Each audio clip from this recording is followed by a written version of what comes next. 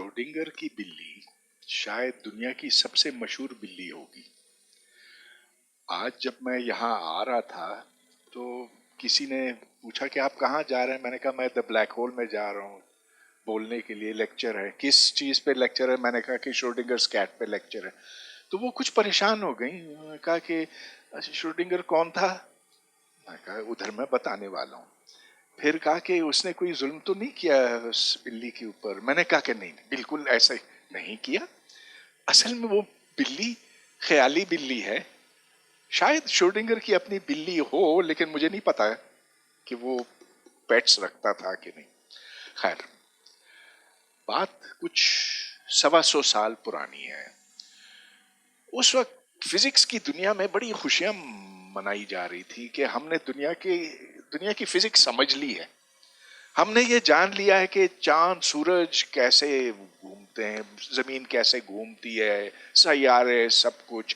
हमने ये भी जान लिया है कि जब बिजली किसी तार में से तेजी से गुजरती है, इलेक्ट्रॉन्स एक्सेलरेट करते हैं तो उससे बरकी लहरें निकलती हैं जिसे इलेक्ट्रोमैग्नेटिक वेव्स कहते हैं, और वो यहां से वहां तक पहुंच सकती हैं। गो के बीच में कुछ भी नहीं है। और एक के बाद एक कामयाबियां सामने आती चली गई। लेकिन फिर कुछ लोगों ने सवाल करना शुरू किया कि हाँ, ये बातें तो सारी ठीक है, लेकिन कुछ ऐसी बुनियादी बातें हैं, बुनियादी सवाल है जिनका कोई जवाब नहीं। मिसाल के तौर पर एक एटम लीजिए। अब एटमों का उस वक्त पता चल चुका था, तो एटम लीजिए तो एटम के बीच में एक मुस्बत भार है, चार्ज है, उसके गिर्द इलेक्ट्रॉन घूमता है। अब इलेक्ट्रॉन चूंकि घूमता है उसके गिर्द, तो हर वक्त वो अपनी स्पीड बदलता है, गोया कि एक्सेलरेट करता है। और अगर एक्सेलरेट करता है तो उस वक्त की फिजिक्स ये बताती थी, अब भी बताती है कि उसमें से बरकी लहरें निकलनी चाहिए। और अगर बरकी लहरें निकलती हैं तो उसका मतलब ये कि उसमें से एनर्जी निकलती है, और अगर एनर्जी निकलती है तो फिर उस एटम को कोलैप्स हो जाना चाहिए। हाँ, तो इसका क्या किया जाए? ये एटम तो फिर कोलैप्स हो रहा है, और सिर्फ हाइड्रोजन एटम नहीं, सारे के सारे एटम कोलैप्स हो जाने चाहिए। ये बात समझ में नहीं आनी, किसी की समझ में नहीं आई। एक बड़ा सवालिया निशान वहां लिखा गया। अच्छा, फिर ये देखा गया कि आप इलेक्ट्रॉन्स को, यहां चौक की कमी है,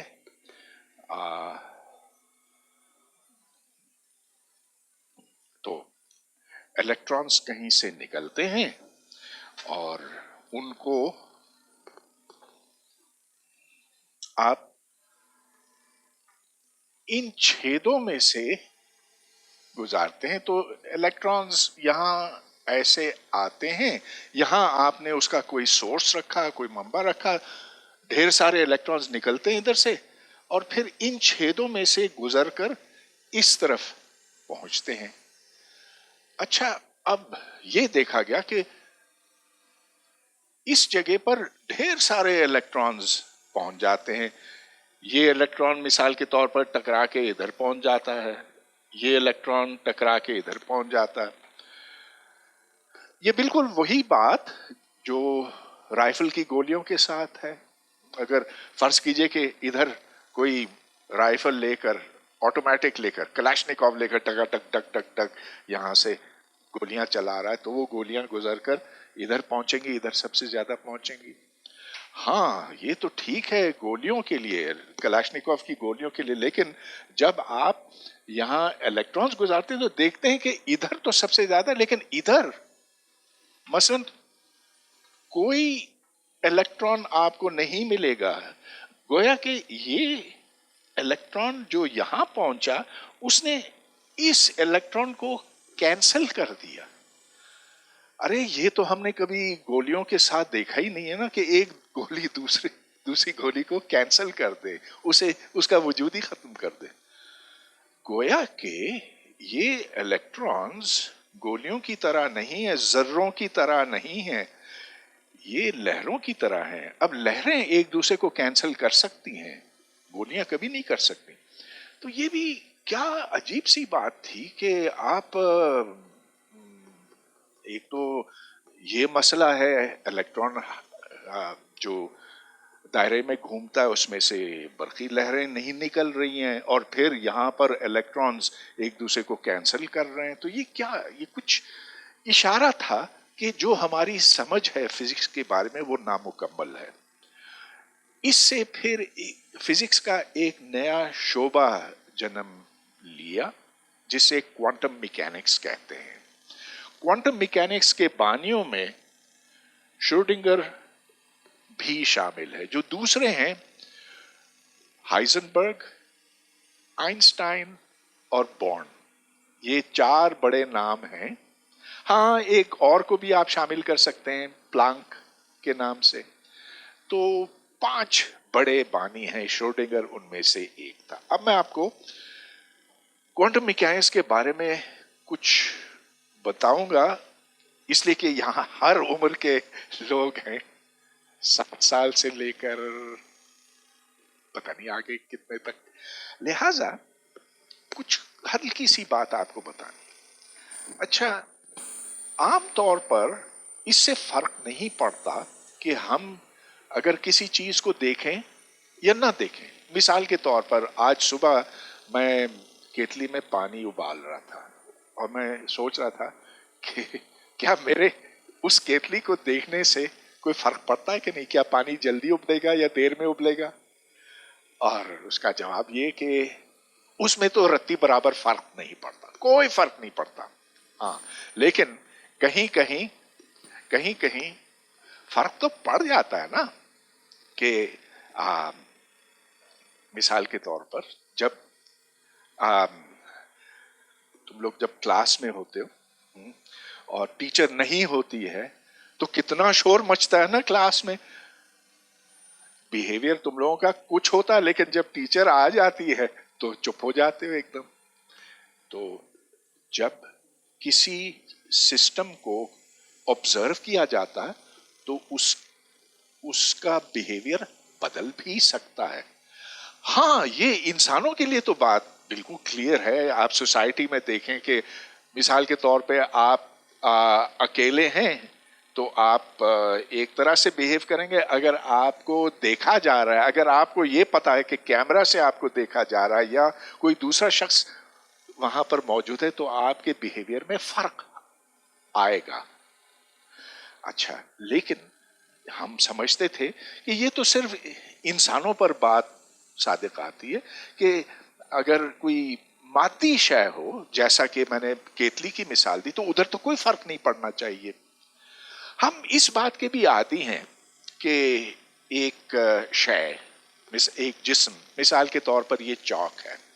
یہ چاک میرے ہاتھ میں ہے، یہاں پر ساکن ہے، کھڑا ہے، اور اس جگہ پر ہے نا. It's right at this point. اچھا، میں اس کو دیکھتا کیسے ہوں؟ مجھے کیسے پتا کہ چاک یہاں پر ہے؟ اس لیے کہ وہ روشنی آتی ہے، اس سے ٹکراتی ہے، میری آنکھوں میں داخل ہوتی ہے، اور یوں مجھے پتا چلا کہ چاک وہاں پر موجود ہے. اچھا، اب چاک کو چھوڑ دیجئے، کوئی چھوٹا ذرہ رکھ لیں، یہاں کوئی سکہ رکھ لیں یا کوئی چھوٹی گولی رکھ لیں، بال بیرنگ رکھ لیں، تو وہ بھی ٹھیک ہے. ہاں روشنی آئی، اس سے ٹکرائی اور میری آنکھوں میں روشنی آئی تو اس سے مجھے پتا چلا کہ وہ چھوٹی چیز وہاں پر موجود. لیکن اب دیکھیے مسئلہ یہ بنتا ہے کہ جب میں اس چھوٹی چیز کو اور چھوٹا کرتا چلا جاؤں گا تو پھر وہ چیز اتنی ہلکی ہو جائے گی کہ جب روشنی ادھر سے آ کر اس سے ٹکرائے گی تو اس کو ٹکر لگے گی. جب ٹکر لگے گی تو وہ اپنی جگہ تبدیل کر دے گا، اپنی رفتار تبدیل کر دے گا. گویا کہ دیکھنے کے عمل میں نے اس الیکٹران کو، اس چھوٹی چیز کو، الیکٹران کا نام بے شک آپ دے دیجئے لیکن ہر چھوٹی چیز پر یہ بات صادق آتی ہے، اس چھوٹی چیز کو میں نے ڈسٹرب کر لیا. دیکھنے کے عمل میں، اسے آبزرو کرنے کے عمل میں نے اس کو परेशान कर दिया, उसको डिस्टर्ब कर दिया, उसको अपनी जगह से हटा दिया। ये एक ऐसी चीज है जो क्वांटम मैकेनिक्स की बुनियाद के अंदर है और जो हमारे रोजमर्रा के मुशाहिदात से बिल्कुल मुख्तलिफ है। तो देखिए, हम एक और मिसाल आपको देता हूं। एक क्रिकेट बॉल है। क्रिकेट बॉल को तो आप हर रोज ही देखते हैं कि यहां से फेंका गया, वो इस रास्ते पर चला, उधर पिच पे गिरा, फिर बैट्समैन ने उसको मारा, और ये हर चीज जो है उसकी आप तस्वीर भी ले सकते हैं। मगर ये चीज, ये क्रिकेट बॉल वाला खेल आप इलेक्ट्रॉन्स के साथ नहीं कर सकते, क्योंकि वो बहुत हल्के हैं। इसलिए कि, और चूंकि हल्के हैं, अगर आप उनको देखने की कोशिश करते हैं तो वो अपने रास्ते से हट जाते हैं। उनको जो लाइट की ठोकर लगती है, और लाइट देखे खुद जर्रों के ऊपर मुश्तमिल है, तो उस हल्की सी ठोकर से वो अपनी जगह से, अपने रास्ते से हट जाते हैं। तो इसको हम कुछ थोड़ी सी मैथमेटिक्स में अब लिख लेते हैं। तो अब हम अगर कहें कि एक इलेक्ट्रॉन की पोजीशन में गैर यकीनियत को हम डेल्टा एक्स लिखें, तो अगर हम इसकी पोजीशन को ठीक जानते हैं, एग्जैक्टली जानते हैं, तो उसकी अनसर्टनिटी या गैर यकीनियत सिफर है, जीरो है। अगर हम उसकी स्पीड, या स्पीड को आप मोमेंटम का नाम भी दे सकते हैं मैथ्स के साथ मल्टीप्लाई करके, तो अगर हम ठीक उसका मोमेंटम जानते हैं, यानी कि उसकी मोमेंटम की गैर यकीनियत में, उसकी मोमेंटम की गैर यकीनियत सिफर है, तो फिर ये आम मुशाहिदे के मुताबिक, क्लासिकल ऑब्जर्वेशन, क्लासिकल से मतलब ये कि क्वांटम मैकेनिक्स से पहले की बात, कि हम एग्जैक्टली जान सकते हैं कि कोई चीज कहां पर है और किस रफ्तार पे हरकत कर रही है, तो ये एग्जैक्ट है, ये भी एग्जैक्ट है। अब आया क्वांटम मैकेनिक्स का दौर, और जो बहुत बड़े मसाइल थे क्वांटम मैकेनिक्स के, जिनकी तरफ मैंने इशारा किया, उन उन मुश्किलात से बचने के लिए, और इस तरह की कई दूसरी मुश्किलात जिनका मैं अभी जिक्र नहीं करूंगा, एक बिल्कुल नई साइंस जन्म लेती है, क्वांटम मैकेनिक्स, जिसकी बुनियाद ये है कि आप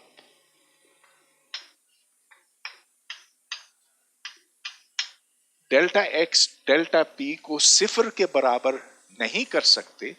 इसकी कुछ ना कुछ कीमत होगी, और वो कीमत हमेशा हमेशा एक मखसूस क्वांटिटी है उससे बड़ी होगी। ये क्वांटिटी भूल जाइए कि है क्या, इसको प्लैंक्स कांस्टेंट का नाम दिया जाता। हमेशा ये क्वांटिटी से ये दोनों का प्रोडक्ट बड़ा होगा।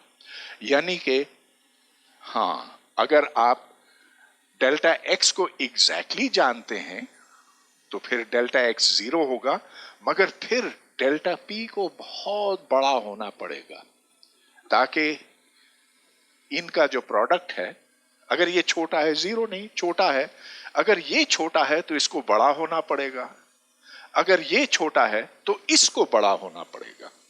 यानी कि आप या ये जान सकते हैं या वो जान सकते हैं, दोनों बातें आप एक ही वक्त पे नहीं जान सकते। आप ये नहीं कह सकते कि ये जर्रा यहां पर है और इस स्पीड से चल रहा है, ये कॉम्प्रोमाइज आपको करना पड़ेगा।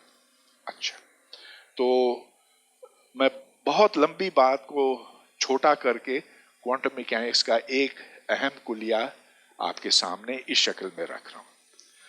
अब चलिए, हमें चलते चलते आगे श्रोडिंगर्स कैट पर चलना है, तो अब मैं एक और चीज आपके सामने डिफाइन करना चाहूंगा। फर्ज कीजिए कि एक इलेक्ट्रॉन है जो हर जगह नहीं हो सकता, सिर्फ दो जगहों पर उसका होना मुमकिन है। वो या इधर है या उधर है। अगर इधर है हम कहेंगे कि ये पोजीशन ए के ऊपर है, और अगर इधर है तो हम कहेंगे कि पोजीशन बी के ऊपर है। सो लेट ए बी या इसको let A denote an electron at position A.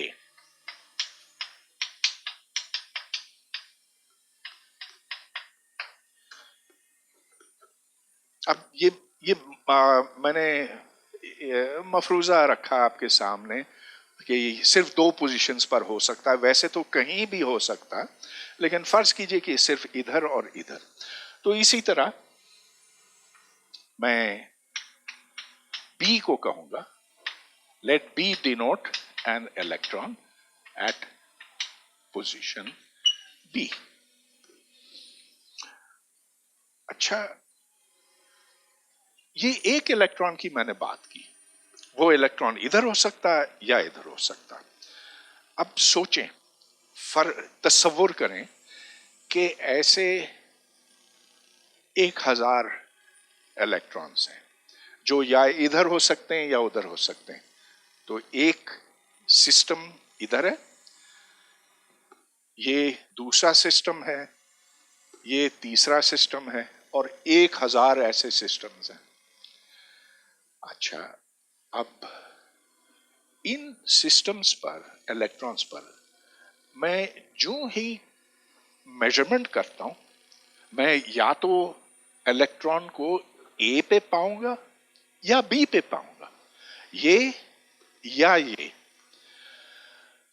अगर 1000 सिस्टम्स हैं इस तरह के, और मैं ये देखता हूं कि 700 दफा ये ए पर है और 300 दफा बी पर है, तो मैं कहूंगा कि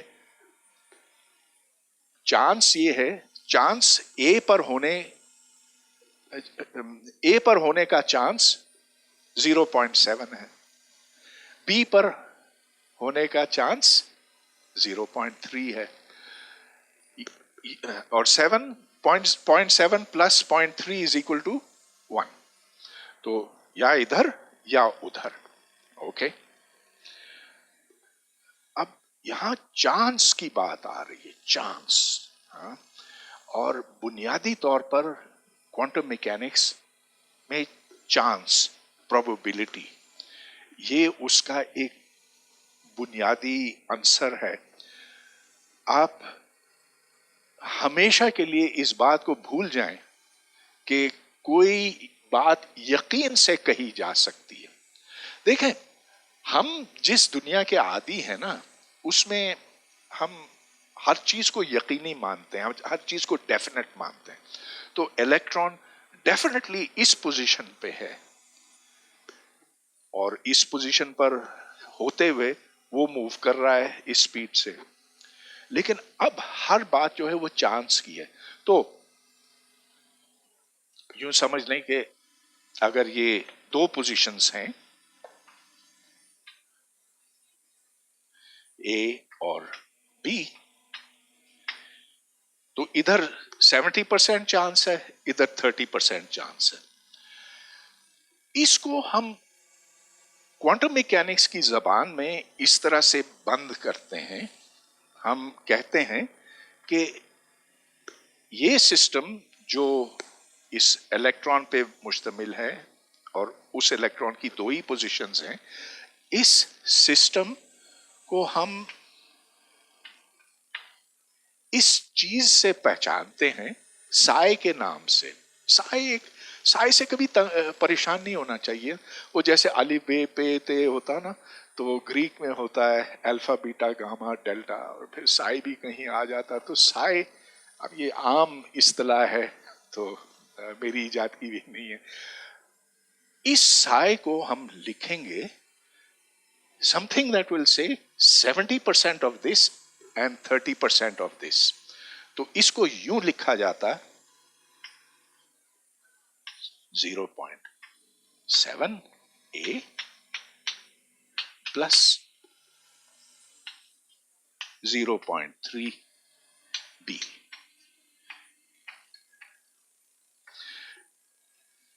अच्छा, मैंने इसको स्क्वायर रूट लिखा। आप चाहें तो अपने कैलकुलेटर से इसकी वैल्यू निकाल सकते हैं। ये कुछ 0.8 कुछ होगा, लेकिन उससे हमें कोई गर्ज नहीं। बात यह है कि जब इसको हम स्क्वायर करते हैं तो इससे हमें 0.7 मिलेगा। जब हम इसको स्क्वायर करते हैं तो इससे हमें 0.3 मिलेगा, और दोनों की जमा 1। लेकिन ये देखें, ये तो सिर्फ ये एक ऐसे इलेक्ट्रॉन के लिए था जिसकी 2 पोजीशनें मुमकिन है। इसको अगर आप एक्सटेंड करना चाहें 3 पोजीशंस तक, कोई मसला नहीं। फर्ज कीजिए एक इलेक्ट्रॉन है जो ए बी सी मुख्तलिफ पोजीशंस पर हो सकता है, तो फिर हमें इसको कैसे, इस तरह की चीज को कैसे एक्सटेंड करना चाहिए, क्या करना चाहिए? बहुत आसान है। Let A denote an electron at position A. ये बी के लिए है। सी के लिए हमें क्या करना होगा? इधर बस बी की जगह सी लगाना होगा। अच्छा, अब वो 3 जगहों पर हो सकता है। यहां हो सकता है, यहां हो सकता है, यहां हो सकता है। तो हम फिर साई को यूं लिखेंगे, साई इज ए, इसके आगे कुछ होगा, इसके आगे कुछ होगा, और इसके आगे कुछ होगा। हां, क्या होगा? जितना ज्यादा इम्कान है, जितनी ज्यादा प्रोबेबिलिटी है ए की, उसी के हिसाब से इसके आगे जो नंबर है वो ज्यादा होगा। तो फर्ज कीजिए कि ये तीनों बराबर हैं। अगर तीनों बराबर हैं तो फिर इधर स्क्वायर रूट ऑफ 1/3 आएगा, इधर भी स्क्वायर रूट ऑफ 1/3 आएगा, और इधर भी स्क्वायर रूट ऑफ 1/3 आएगा। तो इसको अगर आप स्क्वायर करें तो 1/3 मिलेगा, 1/3, 1/3। तो ये इलेक्ट्रॉन कहीं ना कहीं होगा, बराबर इम्कान है ए या बी या सी पर होने का। ठीक है, इसका मतलब ये कि आपने ढेर सारे इलेक्ट्रॉन्स लिए हैं। एक सिस्टम यहां, दूसरा यहां, तीसरा यहां, और इसकी कोई हद नहीं। और अगर आप इसकी ख्याली कॉपियां बनाते चले जाएं, इसका एक टेक्निकल लफ्ज है, आंसाम्बल कहते हैं, मगर क्या जरूरत है वो जानने की। तो ये ढेर सारे सिस्टम्स हैं, एक जैसे हैं, और जब आप मेजरमेंट करेंगे तो फिर मेजरमेंट के बाद या आप ए या बी या सी पाएंगे। तो जब इस साई के ऊपर आप मेजरमेंट करते हैं, मेजरमेंट का मतलब ये कि जैसा कि मैंने आपको बताया, अगर आप जानना चाहते हैं कि इलेक्ट्रॉन कहां पर है तो आपको क्या करना होगा? रोशनी से देखना होगा। वो मेजरमेंट का अमल कहलाता। तो जो ही आपने मेजरमेंट की, یہ سائے کولیپس ہو گیا اور یہ بن گیا بی، بن گیا بی، بن سکتا ہے یا اے بن سکتا ہے، اے بی سی. اس کیس میں جو امکان ہے بی پانے کا، بی کے ملنے کا، وہ 1/3 ہے. لیکن دیکھیے پہلے تو یہ تینوں امکانات، تینوں ممکنات تھیں، لیکن جیسے ہی آپ نے میجر کیا نا، یہ سسٹم تباہ ہو گیا، برباد ہو گیا، بدل گیا. اس کو کہتے ہیں collapse of the view function. اور جو میں پہلے آپ کو بتا رہا تھا نا، ٹیچر جب کمرے سے باہر ہوتی ہیں تب تو آپ ہلا گلا خوب کرتے ہیں، لیکن ٹیچر آتی ہیں تو سب کچھ بدل جاتا ہے، بچے بالکل خاموش ہو جاتے ہیں نا. تو یہ الیکٹران بھی ایسے ہی ہے کہ آپ نے جیسے ہی اس کو دیکھنا چاہا، دیکھا، جیسے ہی اسے دیکھا تو اس الیکٹران کی حالت بدل گئی. It has collapsed from this state into this state. اچھا، اب یہ بات چلیے جب الیکٹرانز کی ہوتی ہے تو کہتے ہیں ہاں چلو چھوٹی چیزیں ہیں تو ہوتا ہی ہوگا ایسے. اب میں آتا ہوں مشہور زمانہ شروڈنگر کی بلی کی طرف. الیکٹران کو تھوڑی دیر کے لیے چھوڑ دیجیے. اب میں اس کی میتھمیٹکس میں کوئی تبدیلی نہیں کروں گا، لیکن اب جو سچویشن ہے وہ مختلف ہوگی. تو یہ شروڈنگر سے تھوڑا سا ہٹ کے میں آپ کو بتا رہا ہوں.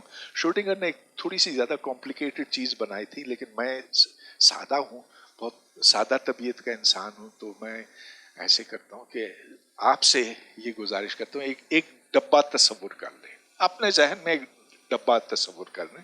اس ڈبے کے اندر ایک بلی ہے اور ایک سانپ ہے. تو جب بلی اور سانپ دونوں ہوتے ہیں تو کیا ہوتا ہے؟ کیا لڑتے ہیں نا؟ کون جیتتا ہے؟ کبھی دیکھا ہے بلی اور سانپ کی لڑائی؟ نہیں. اچھا، خیر ایک ان میں سے جیت جاتا. اب کون جیتتا ہے کون ہارتا ہے یہ ڈیپینڈ کرتا ہے کہ آخر بلی زیادہ تگڑی ہے کہ سانپ زیادہ اچھا لڑنے والا ہے. تو اس میں امکان کی بات آتی ہے نا. تو فرض کیجئے کہ آپ نے اس طرح کے ڈھیر سارے ڈبے اپنے دماغ میں سوچے ہوئے ہیں. تو بلی سانپ، بلی سانپ، بلی سانپ، بلی سانپ، بلی سانپ. جیسی، اچھا فرض کیجئے کہ یہ سانپ اور بلی سوئے ہوئے ہیں، لیکن وہ یکا یک جاگ جاتے ہیں اور پھر وہ لڑنا شروع ہو جاتے ہیں. کچھ دیر کے بعد لڑائی ختم ہو جاتی ہے اور بلی یا تو زندہ ہے یا مر چکی ہے. اچھا، 70% چانس ہے فرض کیجئے کہ بلی زندہ ہے اور 30% چانس ہے کہ بلی مر چکی ہے. تو یہاں اے کا مطلب ہوا، اور پیچھے چلیں، میں لکھے بغیر آپ کو یہ بتاتا ہوں. فرض کیجئے کہ اے ایک زندہ بلی کی علامت ہے، بی ایک مردہ بلی کی علامت ہے، اور جو ان کی جمع ہے اس کو ہم نے سائے کا نام دیا ہے. تو سائے میں زندہ بلی بھی ہے اور مردہ بلی بھی، جس کے معنی یہ بنے کہ اگر ڈھیر سارے اس طرح کے ڈبے رکھے جائیں اور اگر آپ 1000 ڈبے کھولیں تو 700 بلیاں آپ کو زندہ دکھائی دیں گی اور 300 بلیاں مردہ. So that is what it means to say that there's 70% chance of a cat which is alive, 30% of a chance of a dead cat. اچھا لیکن دیکھیں یہ بہت پریشانی کی بات ہے. پتہ نہیں آپ کو ہو رہی ہے پریشانی کہ نہیں ہو رہی ہے؟ ہاں کہو پریشانی ہو رہی ہے؟ نہیں ہو رہی ہے. اچھا کوئی پریشان ہے یہاں پہ؟ ہیں؟ نہیں دیکھیں جب تک آپ نے ڈبہ کھولا نہیں نا، جب تک آپ نے ڈبہ کھولا نہیں بلی اس میں زندہ ہو سکتی ہے یا مری ہوئی ہو سکتی ہے. زندہ بھی ہے مری ہوئی بھی ہے، دونوں ہے نا، دونوں کی جمع ہے. پریشانی کی بات یہ ہے کہ جو جو جو اس ڈبے کی حالت ہے اس میں زندہ بلی بھی ہے اور مردہ بلی بھی ہے. اب یہ کیسے ہو سکتا کہ ایک بلی زندہ بھی ہو اور مردہ بھی، ایک الیکٹران یہاں بھی ہو اور وہاں بھی، ایک سوئچ جیسا کہ ادھر دیوار پر ہوتا ہے وہ آن بھی ہو اور آف بھی ہو. یہ کیسے ہو سکتا ہے کہ ایک ایٹم ایکسائٹڈ بھی ہو اور ڈی ایکسائٹڈ بھی ہو؟ تو جہاں دو ممکنات ہیں، ہم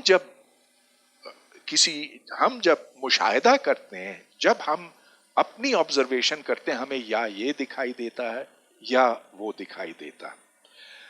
لیکن کوانٹم میکینکس کا یہ کہنا ہے کہ یہ دونوں چیز بیک وقت ہو سکتی ہیں، کہ وہ زندہ بھی ہے اور مردہ بھی ہے، اوپر بھی ہے نیچے بھی ہے، ایکسائٹڈ بھی ہے ڈی ایکسائٹڈ بھی ہے. تو شروڈنگر نے اپنی بلی کو ایک علامت کے طور پر استعمال کیا اس گہرے مسئلے کو ابھارنے کے لیے، اس کو منظر عام پہ لانے کے لیے، کیونکہ اس زمانے میں فزسسٹ اس بات کو خوشی سے ماننے کے لیے تیار تھے کہ کوانٹم میکینکس ہے تو بڑی اچھی چیز، لیکن اس میں جو مومے ہیں ان کو سمجھانے کے لیے شروڈنگر نے یہ مثال کے سامنے رکھی، جس سے جو تو یہ ہے بہت فکر انگیز کہ آپ کیسے ایک شے کو دو حالتوں میں بیک وقت رکھ سکتے ہیں. یہاں تو دو حالتوں کی بات ہے نا، لیکن اگر 3 حالتوں کی بات کرنی ہو جیسا کہ یہاں اے بی اور سی تو کیا مشکل ہے. بس یہ کہ اس کے آگے جو نمبر ہے اس کا مربع لیں، اس کا مربع لیں، اس کا مربع لیں، ان کی جمع کتنی ہوگی؟ 1. بس اور کوئی اس پر قید نہیں ہے. تو اب یہی بات اب اس الیکٹران پر صادق آتی ہے جو ادھر سے ادھر تک ہو سکتا ہے، کہیں بھی ہو سکتا ہے. ہاں وہ ادھر ہونے کا امکان اتنا ہے، ادھر ہونے کا امکان اتنا ہے، ادھر ادھر ادھر ادھر ادھر، ان تمام امکانات کو آپ جمع کرتے چلے جائیں تو آپ کو 1 ملے گا. وہ کہیں نہ کہیں تو ہوگا ادھر سے ادھر تک، ادھر سے بیچ میں ہوگا کہیں ادھر سے ادھر تک کا. تو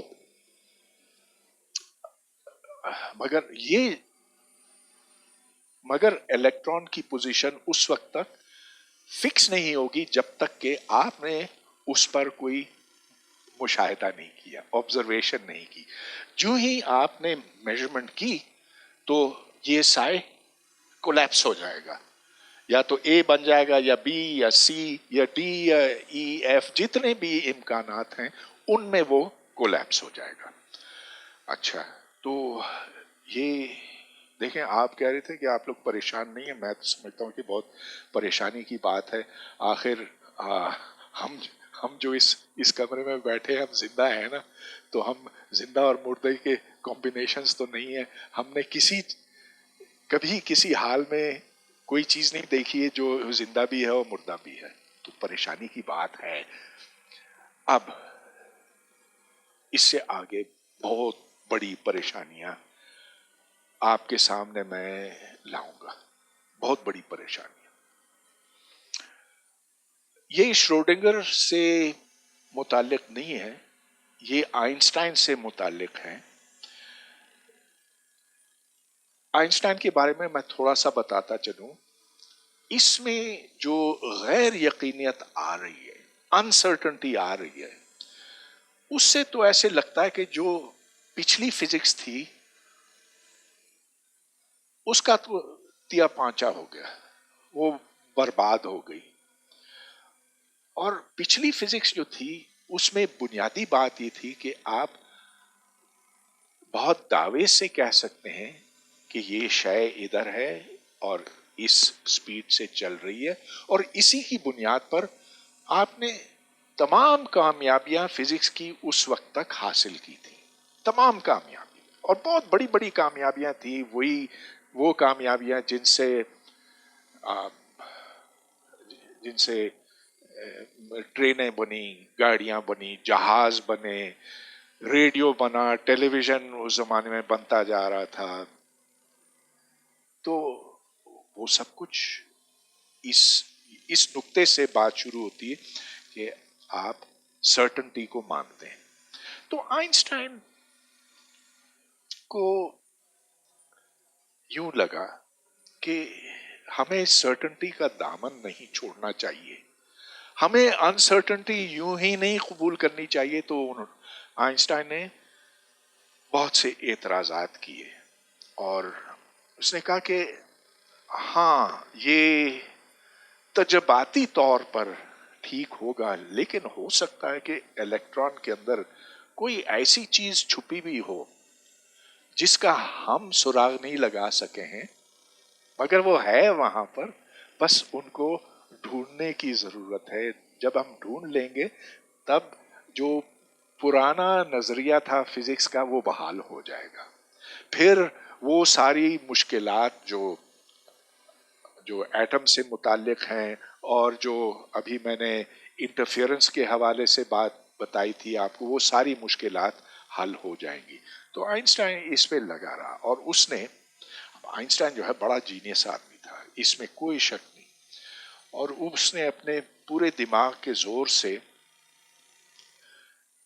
ایسا اعتراض سامنے کیا جس سے بس ایسے لگا کہ اب کوانٹم میکینکس کی دھجیاں اڑ جائیں گی. تو اس کے بارے میں تھوڑا سا بتاتا ہوں اور پھر میں بلی کی طرف آتا ہوں، کیونکہ یہ بلی کا مسئلہ جو ہے بڑا سیریس ہے. جب تک ہم اسے حل نہیں کرتے نا تو دل ٹھنڈا نہیں ہوگا. اچھا،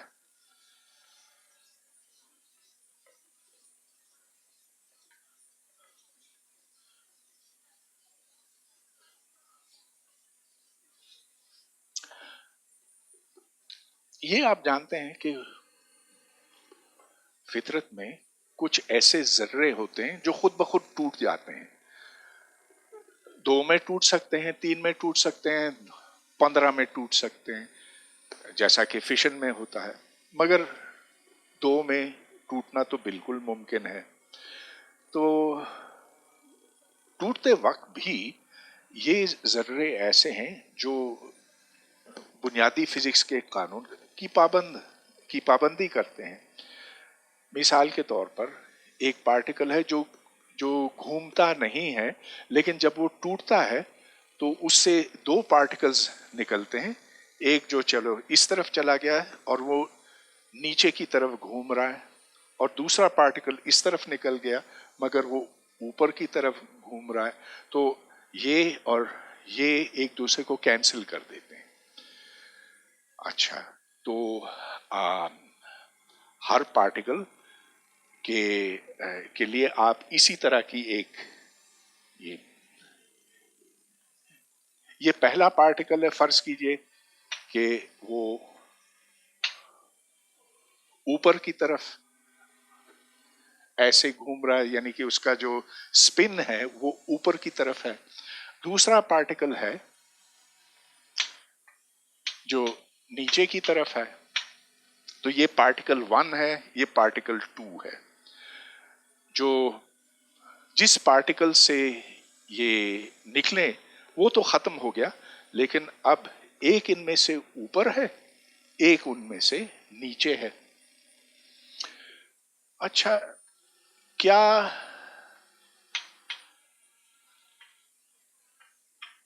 پہلا پارٹیکل اوپر اور دوسرا نیچے ہوگا، یا پہلا نیچے اور دوسرا اوپر ہوگا؟ اب کیونکہ یہ جو پارٹیکل ٹوٹا، جو مدر پارٹیکل ہم اس سے کہہ سکتے ہیں، اس کو اس بات سے کوئی غرض نہیں کہ یہ صورت ہو یا یہ صورت ہو، تو دونوں کا امکان برابر ہے. تو آدھا یہ آدھا وہ، یہ بالکل ممکن ہے. لہذا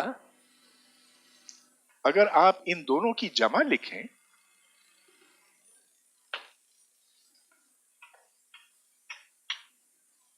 تو یہ ایسے بنا.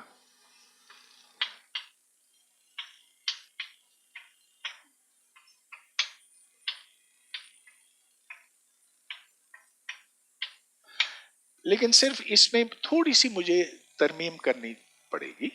اس میں یہ کہ آدھا چانس تو یہ ہے کہ یہ ایسے ہو، اور آدھا یہ ہے.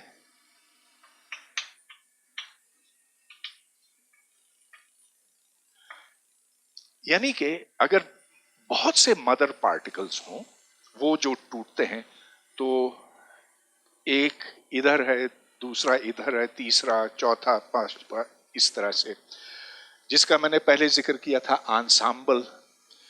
اچھا، اگر میں ان پارٹیکلز کو دیکھوں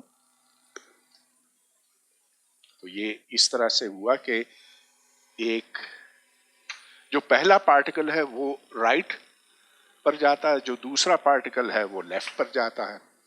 تو یہ اس پارٹیکل سے منسوب ہے، یہ اس پارٹیکل سے. جب پارٹیکل سپن اپ سے نکلتا ہے، جب سیدھے ہاتھ والا سپن اپ سے نکلتا تو وہ یہ ہے. اچھا، اب یہ دیکھیے کہ جو ہی میں اس کے اوپر میجرمنٹ کرتا ہوں، سو ناؤ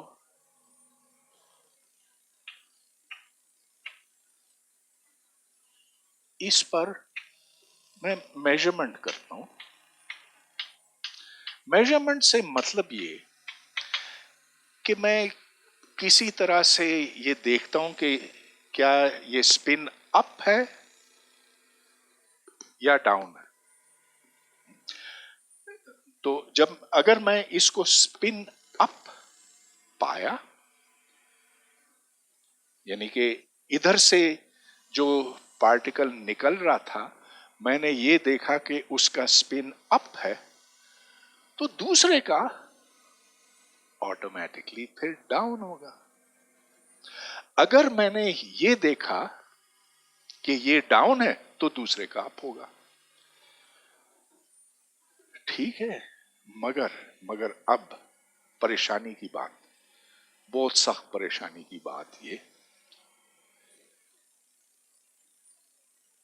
ٹوٹا، ہاں، پارٹیکل ٹوٹا اور اس سے یہ نکلا، اور یہ پتہ ہے کتنی دور پہنچا؟ وہ چاند سے بھی آگے نکل گیا، مریخ سے آگے نکل گیا، ملکی وے سے آگے نکل گیا. ادھر کوئی آپ جیسا بیٹھا ہے، اس نے میجرمنٹ کی وہاں پہ، اس نے کہا کہ دس از اسپن اپ. उसी लम्हे पर, उसी वक्त दूसरा डाउन हो जाएगा। जीरो टाइम का फर्क, जीरो टाइम का फर्क। अच्छा, अब ये कैसे मुमकिन हो सकता है? क्योंकि आइंस्टाइन ने तो हमें ये बताया था कि कोई मालूमात रोशनी से तेज हरकत कर ही नहीं सकती, कि अगर मुझे कम्युनिकेट करना है इधर से उधर तो कम से कम उतना वक्त दरकार है जितना के रोशनी को लगता है इधर से उधर जाने में। लेकिन ये तो ऐसे फट से, खटाक से, इंस्टेंटली हो गया। उफ, अब ये आइंस्टाइन ने जो एतराज सामने किया इससे तो लोगों के होश उड़ गए। ये तो ऐसे लगा कि जो पूरा हिसाब है सबब और मुसब्बब का, कॉज एंड इफेक्ट का, उसकी धज्जियां उड़ गई। कि जो ही आप कुछ करते हैं तो उसका कायनात के किसी दूसरे हिस्से पर असर पड़ता है, और अगर ऐसा है और अगर वो असर इस तेजी से वहां तक पहुंच सकता है तो फिर तो हमारी सारी फिजिक्स का बेड़ा गर्क हो जाएगा। इससे बुरी बात क्या हो सकती? अच्छा, ये खुद एक बहुत डरावनी चीज है। अच्छा, तो यहां जैसे ही मैंने मेजरमेंट किया इसको, मैंने ये देखा कि ये ऐसे है या ये है। तो जो बार बार मैं बात करता आया हूं ना कि जो देखने का अमल है, जो ही हम किसी चीज को देखते हैं हम उसको बदल देते हैं। तो पहले ये दोनों मुमकिनात थी, दोनों इम्कान थे, लेकिन जो ही मैंने देखा, उसका मुशाहिदा किया, तो ये बन गया या ये बन गया। ओके, अब बिल्लियों पे मैं लौटता हूं। फर्ज कीजिए कि एक बिल्ली नहीं, दो बिल्लियां, और आ, अब थोड़ी सी नोटेशन हम बदल देते हैं।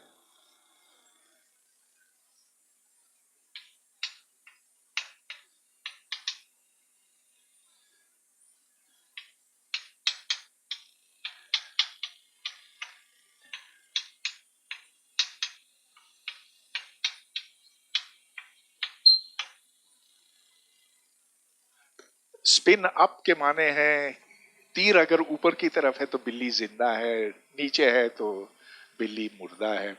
और अब सिचुएशन ये है कि दो बिल्लियां हैं एक एक डब्बे में, उस डब्बे के दो खाने हैं, दो बिल्लियां हैं, बहुत से सांप।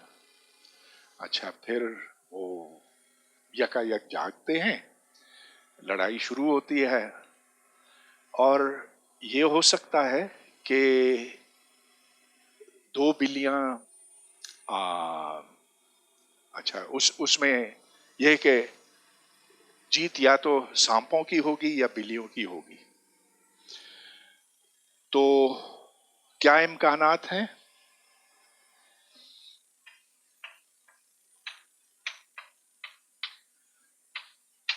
दोनों बिल्लियां हयात हैं, जिंदा हैं, या फिर ये हो सकता है कि दोनों बिल्लियां मुर्दा हैं। या तो बिल्लियों की जीत है या सांपों की जीत है। तो अब इसमें सांपों की जीत है अगर दोनों नीचे हों। फर्ज कीजिए कि 70% चांस है कि दोनों बिल्लियां जिंदा है,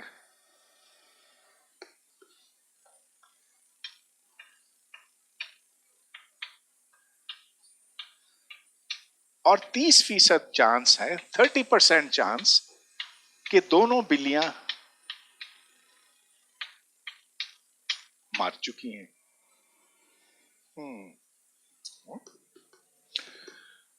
अच्छा, इसके माने ये हुए कि फिर से मैं इस बात पे आता हूं कि या आपकी याद दहानी के लिए एक डब्बा है और उसमें 2 बिल्लियां हैं और बहुत से सांप हैं, और दूसरा डब्बा है, तीसरा, चौथा, पूरा आंसाम्बल है, हजारों हजारों लाखों लाखों इस तरह के ख्याली डब्बे हैं। फिर जब ये सब दंगा फसाद हो जाता है, फिर इन 2 डब्बों को, एक डब्बा था, उसके 2 खाने थे, एक डब्बा इस तरफ चला गया, दूसरा उस तरफ चला गया। जो होना था सो हो गया, वो जो लड़ाइयां हो गई सो हो गई। 2 बिल्लियां जिंदा हैं, 2 बिल्लियां मुर्दा हैं, लेकिन अब उनको जुदा करके एक उधर चला गया, करोड़ों अरबों मील दूर चला गया, दूसरा भी करोड़ों अरबों मील दूर चला गया। अच्छा, अब हमें नहीं पता कि हम, चलिए इस बिल्ली को देखते हैं जो सीधे हाथ को निकली, सीधे हाथ वाले डब्बे के अंदर बंद। हमने डब्बा खोला और देखा ये बिल्ली जिंदा है, तो उस तरफ जो बिल्ली गई वो भी जिंदा होगी। अगर मरी हुई थी तो जिंदा हो जाएगी, और उसका इम्कान 70% है कि जब मैं डब्बा खोलता हूं तो बिल्ली को मैं जिंदा पाता हूं। अच्छा, दूसरी तरफ अगर मैंने बिल्ली को मुर्दा देखा, मरी हुई हालत में देखा, तो हालांकि बिल्ली जिंदा हो सकती थी, लेकिन जो ही इधर वाली बिल्ली को मैंने मुर्दा देखा तो उधर वाली बिल्ली भी मर गई। मेरे डब्बे के खोलने से, मैं डब्बा यहां खोलता हूं और उसका असर अरबों खरबों मील यकायक यूं हो जाता है। So this is why quantum mechanics is bizarre. It is so strange. अब आप कहेंगे कि ऐसी बेकार, ऐसी बातें जो बिल्कुल इतनी ख्याली हैं, जो जिनका ताल्लुक बिल्लियों से और पता नहीं चूहे और सांप और उनसे, तो ये तो हकीकत से बहुत दूर है। लेकिन मैं दावे से कह सकता हूं कि ये जो आपके मोबाइल फोन है ना, ये क्वांटम मैकेनिक्स पे चलते हैं, और वो इसलिए चल सके क्योंकि इन सवालात का हम जवाब दे सके। इन के पीछे जो इक्वेशंस हैं, उन इक्वेशंस के इतलाक से हमने ये तमाम फोन और सारी गैजेट्स और ये कैमरास और जो कुछ है हमारी दुनिया में, उसे हम बना सके, क्योंकि इन गहरे मसाइल को हमने समझा, उनको हमने एक मैथमेटिक्स की शक्ल दी। उस मैथमेटिक्स से जो सवाल उभरते हैं उनको हम हल कर सके, और ये इंसान की कामयाबी है कि इतनी दूर की चीज, इतनी मुजर्रद चीज को हमने आखिर अपनी जिंदगी के ऊपर अप्लाई किया, उसका इतलाक किया, और उससे एक पूरी कायनात हमने तामीर की। जो सारी बातें मैंने की, मिसाल के तौर पर ये आंसाम्बल की, कि ख्याली आप उसके कॉपीज बनाते चले जाते हैं, वो कॉपीज और कहीं नहीं है सिवाय आपके अपने दिमाग में। लेकिन क्योंकि आपके दिमाग में वो कुव्वत है तसव्वुर करने की, इसीलिए आप ये सवाल कर सके और फिर इस नतीजे पे पहुंच सके कि हाँ, वेव फंक्शन जैसी कोई चीज होती है, उस वेव फंक्शन के अंदर तमाम मालूमात छुपी हुई है।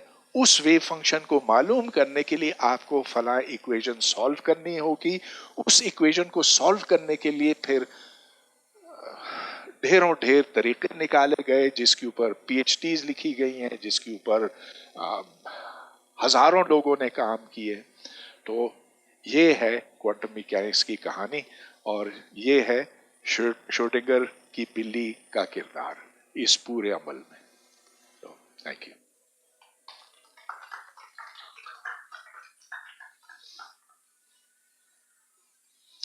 कोई सवाल?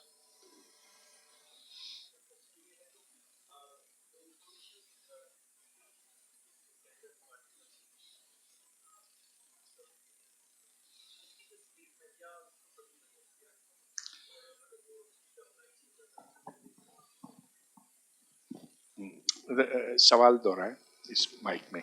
तो ये जो इंटेंगल पार्टिकल्स के बीच में इंफॉर्मेशन जो हो रही है उसकी स्पीड जो है वो स्पीड ऑफ लाइट से ज़्यादा होगी फिर, और अगर होगी तो कैसे मेजर करेंगे उसको? अच्छा, तो आपका सवाल ये है कि जब मैं इसको मेजर करता हूँ तो ये कोलैप्स हो जाता है और सिर्फ ये इम्कान सामने आता है बिल्ली का जिंदा होना. और अगरचे मैंने ये लफ्ज़ इस्तेमाल नहीं किया था लेकिन आप कर रहे हैं इसको. एंटेंगल स्टेट आपने कहा, जो कि ये है. इसकी स्पीड क्या है? It is instantaneous, zero delay. लेकिन ये खबर आपको पहुंचानी होगी ना कि आपने मेजरमेंट की है, तो वो खबर पहुंचानी होगी लाइट के जरिए से, रेडियो सिग्नल के जरिए से. तो आपके सवाल का जवाब ये है कि जितना वक्त लगता है रोशनी को इधर से उधर तक जाने में, उतना ही वक्त इस तब्दीली में लगता है. तो इससे कोई ट्रांसमिशन स्पीड नहीं बढ़ती. इसमें सिर्फ ये है कि जो एतराज आइंस्टाइन ने उठाया था कि इससे कॉजैलिटी, सबब मुसब्बब में का रिश्ता टूटता है, वो दरअसल टूटता नहीं है. क्योंकि आपको खबर नहीं हो सकती, अगर आप दूसरी जगह पर हैं तो आपको खबर नहीं हो सकती कि मैंने यहाँ पर कोई मेजरमेंट की है, जब तक कि मैं आपको ना बताऊं रेडियो सिग्नल के जरिए से. आइंस्टाइन इसमें राइट था या रॉन्ग? आइंस्टाइन ने खुद अपने एतराज का जवाब निकाल लिया था. Einstein was right. आइंस्टाइन का कमाल यह है कि उसने एक ऐसा एतराज खड़ा किया जिससे लोग परेशान तो हुए शुरू में, लेकिन फिर जो कॉन्सेप्ट आइंस्टाइन ने सामने रखा एंटेंगल स्टेट्स का, तो उससे फिर मजीद रिसर्च शुरू हुई. और यहाँ तक मैं कह सकता हूँ कि अब जब क्वांटम कंप्यूटर्स बनेंगे, अनकरीब बन रहे हैं, कुछ तो सादा किस्म के बने हैं, तो उसके पीछे ये आइंस्टाइन का एतराज था जिसने हमारी सोच में हरकत पैदा की. तो जॉन बेल ने इसका क्या सलूशन दिया? अच्छा, तो जॉन बेल ने, I see you are a very well informed person. तो हमारे इधर एक एक्सपर्ट भी बैठे क्वांटम इंफॉर्मेशन थियरी पर. तो जॉन बेल ने कुछ इनइक्वालिटीज साबित की कि अगर वो छुपी हुई चीजें हैं जो हम देख नहीं सकते हैं और जो आइंस्टाइन के बकौल होनी चाहिए ताकि हर चीज यकीनी हो, तो उस अगर आइंस्टाइन की बात सही है तो उन इनइक्वालिटीज को होल्ड करना चाहिए. जब तजुर्बाती तौर पर ये देखा गया कि वो नहीं होल्ड करती हैं, उससे आइंस्टाइन की ये सोच के हिडन वेरिएबल्स होने चाहिए सो गलत साबित हुई. हाँ सर, मेरे क्वेश्चन तो मतलब काफ़ी ज़्यादा वो हैं, क्या कहते हैं, कन्फ्यूजन्स हैं, तो मैं शुरू करता हूँ एक जगह से और फिर कनेक्ट करता हूँ. लास्ट टाइम डिस्कशन हुई थी तो फ़िलासफ़ी पे भी, टाइम के हवाले से इस बात पे भी डिस्कशन हुई थी. तो अगर हम शुरू करते हैं आइंस्टाइन से, जब उसने 1935 में EPR जब पेपर पब्लिश किया था, तो वहाँ पर बात शुरू हुई थी कि फ़िज़िकल रियलिटी के ऊपर, कि एलिमेंट्स ऑफ फिज़िकल रियलिटी.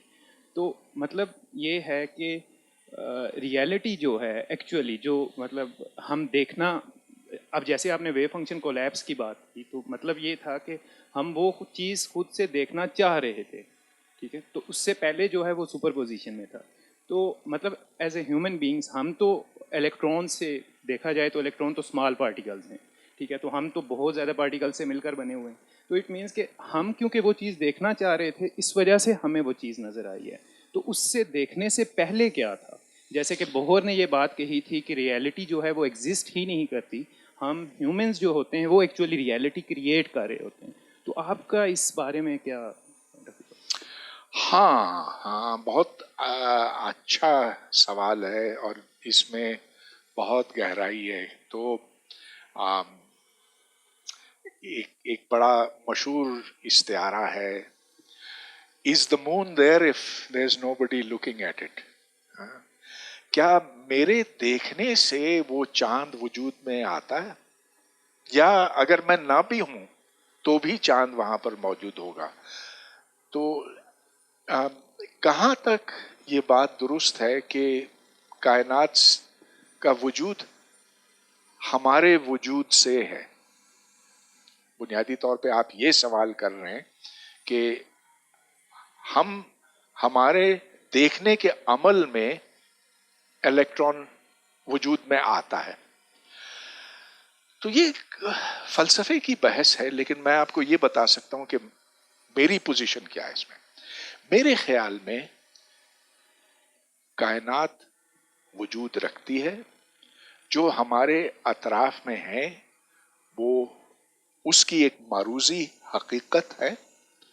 ہم ہوں یا نہ ہوں، ہمیں اس چیز کے اوپر کوئی اثر نہیں پڑتا. Things exist without the existence of the observer, یا یہ کہنا چاہیے کہ whether the observer exists or not. تو اس کے حق میں میں یہ کہوں گا کہ ہم سب اس پہ اتفاق کرتے ہیں کہ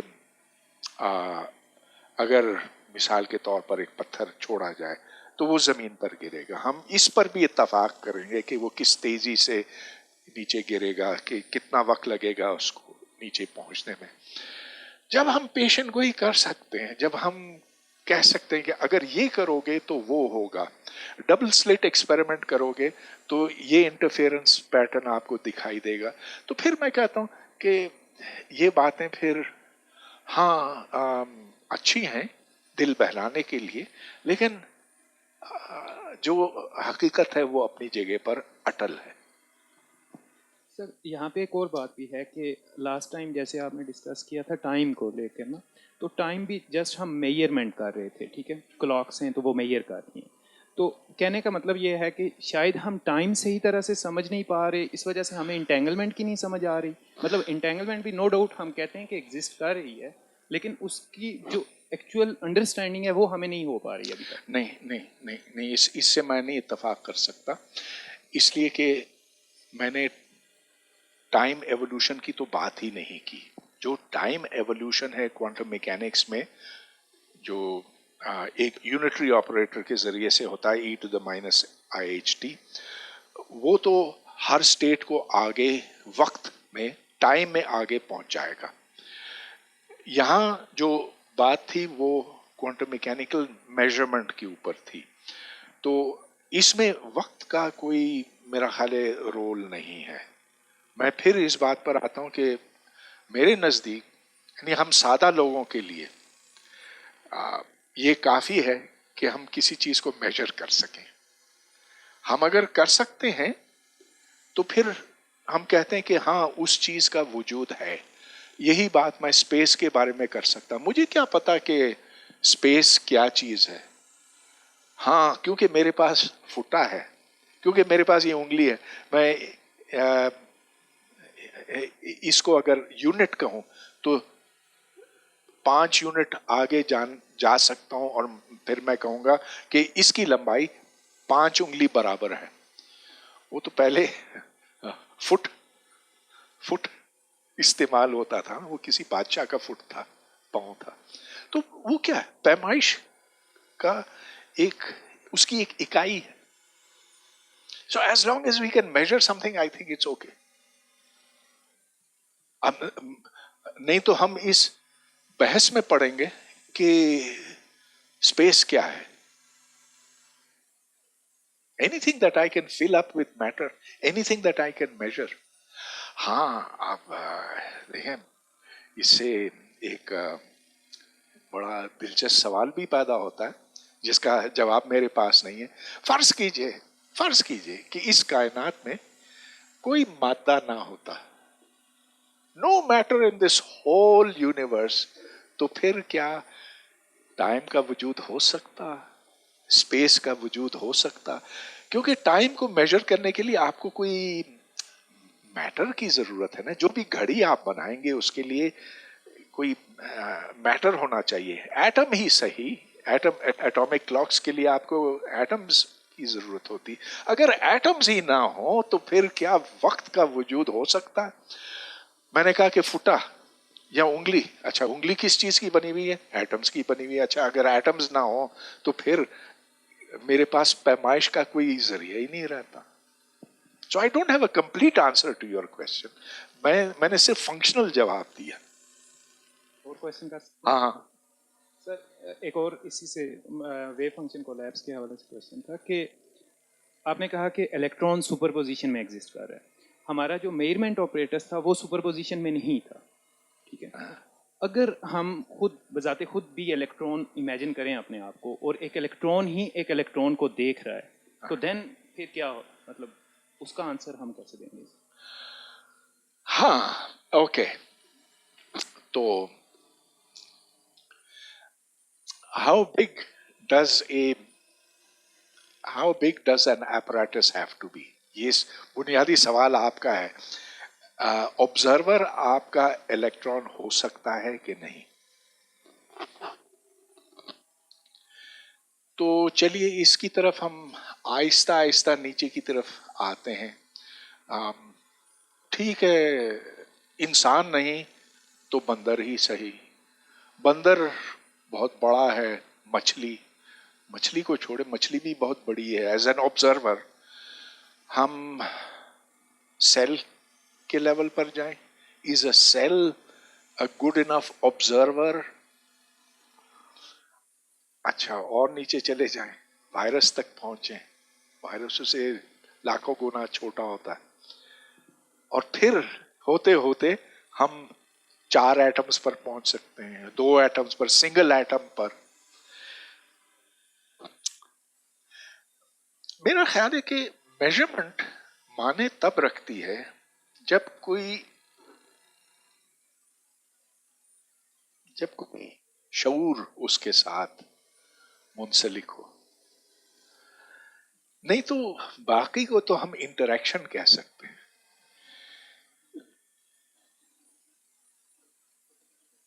اول تو آپ کو یہ طے کرنا ہوتا ہے کہ میجرمنٹ آف واٹ,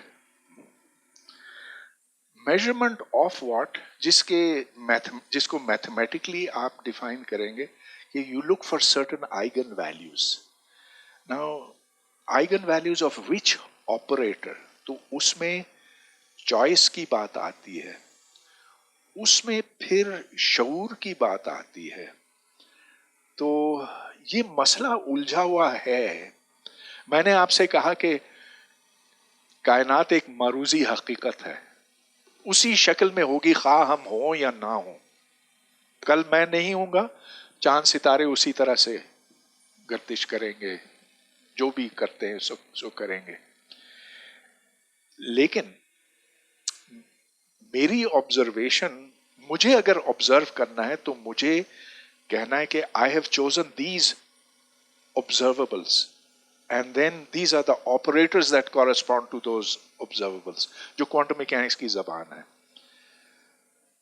تو ہاں مشکل سوال ہے, اس کا کوئی میرے پاس حتمی جواب نہیں کہ کتنا بڑا میجرنگ ایپریٹس ہونا چاہیے. لاسٹ کوشچن,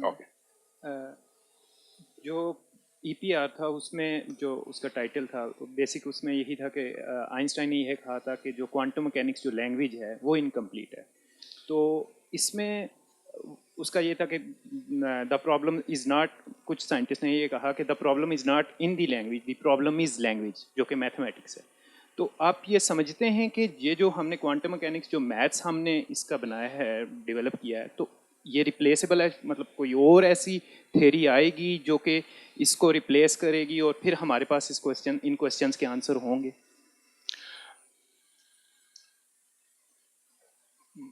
میتھمیٹکس کی اگر آپ ایپلیکیشن دیکھیں تو اسی میتھمیٹکس کو آپ استعمال کرتے ہوئے، میرا مطلب یہ کہ ہلبرٹ اسپیس کوانٹم میکینکس، تو اس سے آپ بہت سے مختلف سیناریوز ڈیولپ کر سکتے ہیں. ایک جو ملٹی ورسز کا ہے، تو یہ کوانٹم میکینکس کی انٹرپریٹیشنز میں شامل ہے. جو ڈیوڈ بوم کی ٹریولنگ ویو انٹرپریٹیشن ہے وہ بھی ہے. تو it is not new mathematics, لیکن یہ کہ موجودہ میتھمیٹکس کو کس انداز میں سمجھا جائے یہ کھلا سوال ہے. ہم کوانٹم میکینکس کو مکمل طور پر نہیں سمجھ چکے ہیں. بقول فائنمن کے نو بڈی ریئلی انڈرسٹینڈس کوانٹم میکینکس، کیونکہ اتنے جو گمبھیر مسئلے ہیں، گہرے مسئلے ہیں، یہ حل ان میں پیش رفت تو ڈیفینیٹلی ہوئی ہے. جیسا کہ بیلز تھیورم سے ہمیں یہ پتہ چل گیا کہ آئنسٹائن کی وہ سوچ درست نہیں ہے، لیکن اس میں یہ بھی مکمل نہیں ہے، کیونکہ جب آپ ہڈن ویریبلز ڈھونڈتے ہیں تو اس میں ایک کیٹیگری ہے آف کوانٹم میکینیکل ایکسپلینیشنز جن کو آپ اس چوکھٹ میں رہتے ہوئے آپ بیلز تھیورم پروو کرتے ہیں، انیکوالٹیز پروو کرتے ہیں. تو interpretations of quantum mechanics will exist are open. اس کے لیے میرا خیال ہے نئی میتھمیٹکس کی ضرورت نہیں ہے. This is linear algebra and this normal Hilbert space operator theory. Thank you sir. ہاں یہاں پہ کوشچن فلسافیکل یا کہ فری ویل کے حوالے سے، کیا پارٹیکلس کی فری ویل ہوتی ہے یا نہیں؟ اگر پارٹیکلس کی فری ویل نہیں ہے تو کیا ہمارے پاس فری ویل ہے؟ تو فلسافیکل کوشچن ہے. ہاں میرا خیال ہے اس کو ہم ملتوی کرتے ہیں، کیونکہ یہ ایک پورے سیشن کا موضوع بن سکتا. اگر آپ کی کوئی خاص رائے ہے اس کے اوپر تو وہ بتائیے، کیونکہ بیسکلی لوگ دو کیمپوں میں بٹے ہوئے ہیں. ایک جو کہتے ہیں کہ ہم خود مختار ہیں، ایک جو کہتے ہیں کہ ہمارا ڈوریاں اوپر سے بندھی ہوئی ہیں، ہم بے بس ہیں، جو لکھا ہے سو ہوگا. جو آپ کی اس میں رائے کیا؟ میں ابھی اپنی رائے کا اظہار نہیں کروں گا. رائے محفوظ رکھوں گا. ہاں مگر یہ ایک موضوع ہے جس کے اوپر ہم ڈیفینیٹلی بات کریں گے. اچھا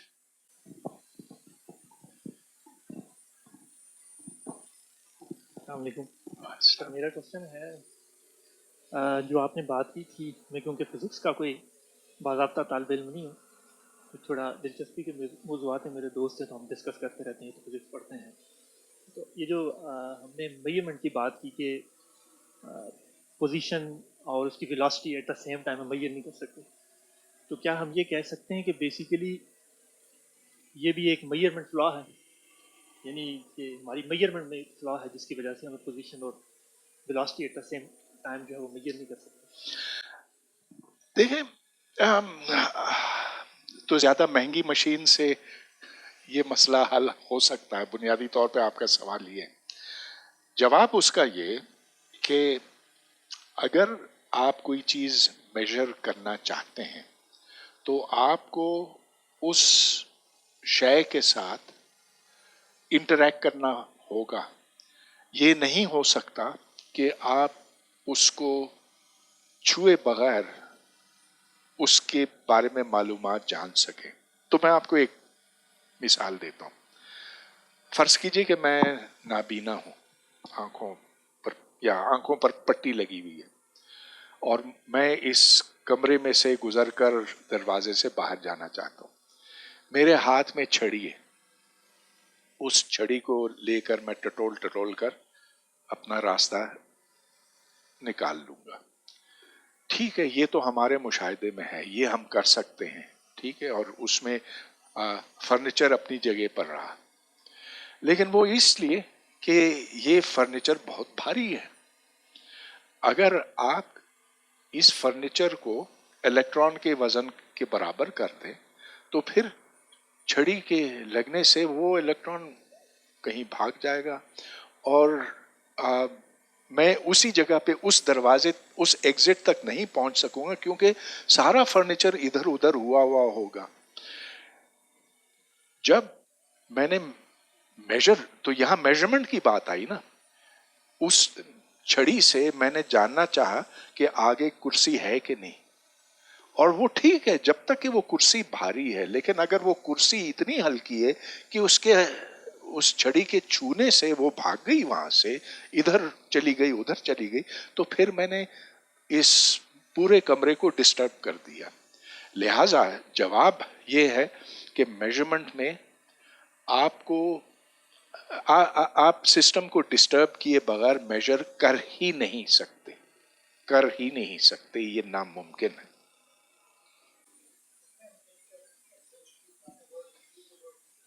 हाँ,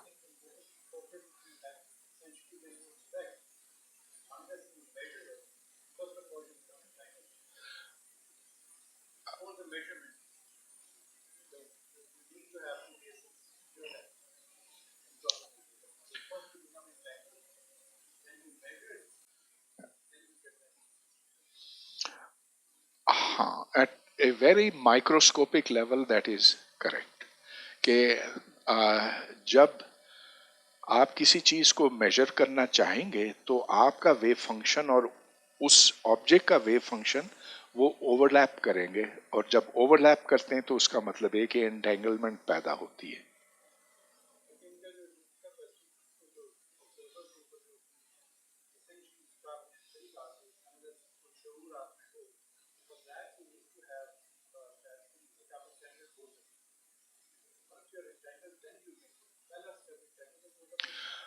हाँ, first your wave functions have to overlap, जिसके माने एंटेंगलमेंट, लेकिन फिर ये वेव फंक्शन कैसे कोलैप्स हो जाता है into one of those eigen values, इस पर बहुत खूबसूरत पेपर है स्टीवन वाइनबर्ग का, जो बड़ा कॉम्प्लिकेटेड भी है, लेकिन किसी वक्त अगर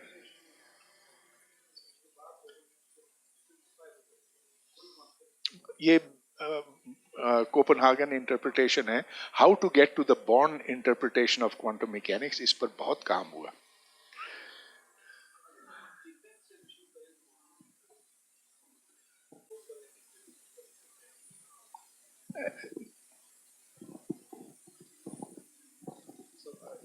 अगर हम बिग बैंग वाली पोजीशन पे चले जाएं उस टाइम पे, तो उस वक्त कह सकते हैं कि सारे जो पार्टिकल्स थे उस टाइम पे वो सारे एंटेंगल थे, और बाद में भी ये एंटेंगलमेंट रही है, और जो स्पेस है वो उसको हम डिफाइन कर सकते हैं it is set of entangled points.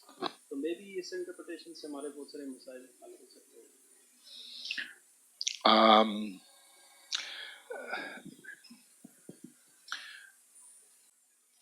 ये बड़ा मुश्किल सवाल है कि is there a wave function of the universe. A wave function of the universe means कि हाँ, पूरी कायनात का एक ही वेव फंक्शन है, लेकिन इसमें मसला ये है कि we don't know what are the degrees of freedom, और इसीलिए इसका कोई तसल्ली बख्श हल नहीं है। अलबत्ता अगर आप उस यूनिवर्स का एक सब स्पेस लें, उसका एक अलग हिस्सा लें, तो वो एक वेव फंक्शन में नहीं है, वो एक जिसको कहते हैं मिक्स्ड डेंसिटी मैट्रिक्स में है। वहां पर ये असम्पशन कि वो एक आइसोलेटेड सिस्टम है गलत होगा। तो may be the universe has a way function. उस सूरत में वो एक ही क्वांटम स्टेट में है, लेकिन हमें उन डिग्रीज ऑफ फ्रीडम का इल्म नहीं जिसका वो फंक्शन होना चाहिए. ओके, ठीक. तो I think we are done unless there are questions from the younger ones. नहीं. हाँ, एक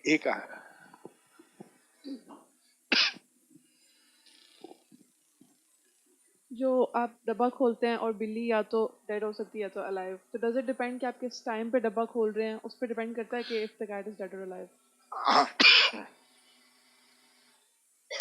वो बिल्ली और सांप आपस में लड़ के उनका कोई फैसला हो ही चुका होता. जिस वक्त आप डब्बा खोलते हैं तो बिल्ली या तो जिंदा होगी या मर चुकी होगी. तो जवाब यह है कि no, it does not depend upon the time, लेकिन थोड़ी देर बाद देखना होगा.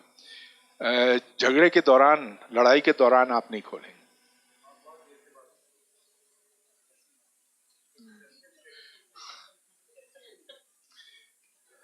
वो मतलब चल वो भी ठीक. जैसे आप कह रहे थे कि पहले वो सुपर पोजिशन में थे, यानी वो जिंदा भी थी, वो मुर्दा भी थी, तो आप जिस टाइम पे ओपन करें तो उस पर कोई फर्क नहीं पड़ता कि बाय चांस आप कौन से वाली पोजीशन नो चाहते नो हैं? नहीं, क्योंकि वो एक स्टेडी स्टेट में आ गई है और फिर सदियों तक उसी हाल में रहेगी. हाँ. So answer is no, but don't open it while they are fighting. वो कोई 2-4 मिनट के बाद ना वो फैसला हो चुका होगा कि किसको जीना है, किसको मरना. और जैसे ये कह रहे थे कि if the existence of an object depends on the observer, तो फिर the existence of the observer would depend on another observer, और फिर वो इन्फिनिटली चलता रहेगा पीछे को. तो फिर at one point there has to be some observer जिसकी existence does not depend on another observer. मतलब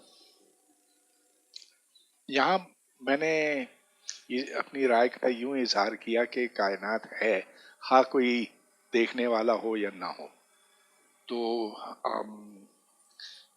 मैं समझता हूँ कि ये एक माकूल बात है. आखिर हम जब नहीं होंगे तो चांद सितारे तो यूं ही होंगे. अब अगला सवाल कि ऑब्जर्वर को कितना बड़ा होना चाहिए, उसका मैं ठीक जवाब नहीं दे सका, क्योंकि उसका कोई ठीक जवाब है भी नहीं. अच्छा, आई थिंक डिलिबरेटली आपने कोपनहेगन की जो इंटरप्रिटेशन है उसी पे रिलाई किया. That is one interpretation. Use the word multiverse. उस दिन भी हमने पहले भी इंटरेक्शन में आई थिंक ये बात हुई थी कि मतलब it's difficult to prove that multiverse की जो इंटरप्रिटेशन है, but taking it as one of the possible interpretation of having a cat. So what goes against that interpretation? देखें, मैथमेटिकली तो ये डिस्प्रूवेबल नहीं है कि जब हम कोई मेजरमेंट करते हैं तो एक नई कायनात जन्म लेती है.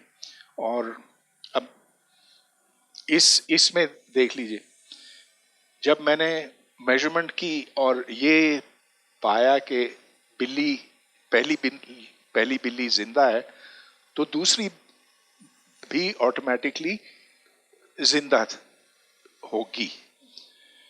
लेकिन अगर मैं और उसके बाद फिर ये कोलैप्स हो गया इसमें,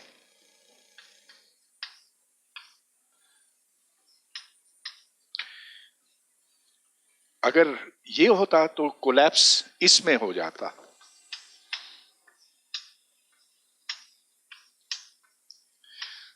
तो ये एक अलग कायनात बन जाएगी, ये एक अलग कायनात बन जाएगी जिसमें ये दोनों बिल्लियां मरी हुई हैं और अब ये अलग अलग रास्तों पर चलेंगी. फिर इस कायनात में कोई और मेजरमेंट होती है तो एक और बाइफर्केशन होगी, और बाइफर्केशन होते होते होते होते uncountably many universes are born. कोई इसमें खराबी नहीं, लेकिन जो चीज मुझे खटकती है, हाँ, how do I make a measurement on a universe with which I have no connection? तो नहीं, बट फिजिक्स की सारी खूबसूरती ये है कि हम सच्चाई को यूं जान सकते हैं कि कोई प्रिडिक्शन करें, और फिर वो जब सही साबित हो तो फिर हमें तक़वियत मिलती है कि हमने सही फैसला किया. वो इंटरप्रिटेशन की बात नहीं है ना. हम जब कोई एक्सपेरिमेंट करते हैं तो इस पे तो सभी का इत्तफाक है कि आपने ये एक्सपेरिमेंट किया तो उससे ये नतीजा बरामद होगा अगर आपने सही तरह से क्वांटम मैकेनिक्स इस्तेमाल की. तो उस पे तो कोई दो राय नहीं है. लेकिन जो इंटरप्रिटेशन की बातें हैं वो फिर अलग अलग हो सकती हैं, और इसीलिए ये किसी हतमी फैसले पर नहीं पहुंचा. और मुझे मल्टीवर्स इसलिए अच्छे नहीं लगते कि I don't know how to check it.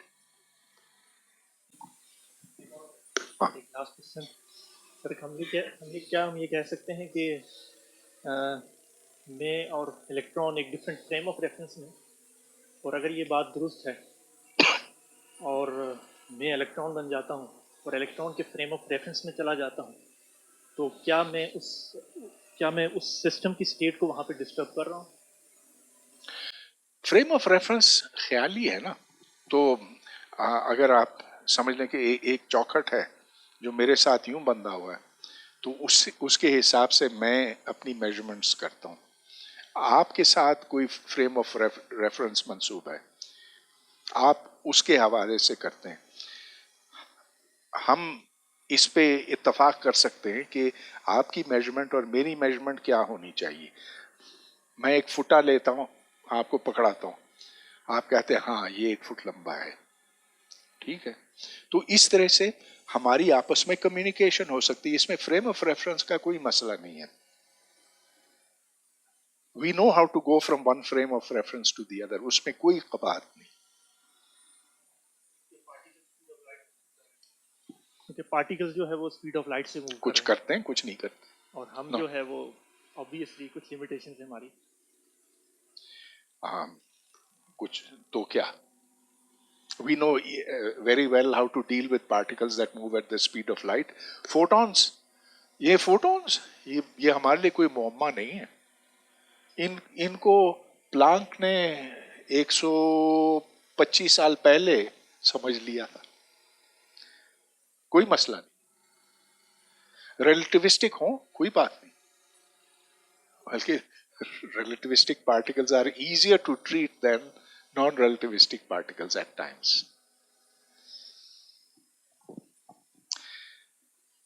Okay, we are done. Thank you.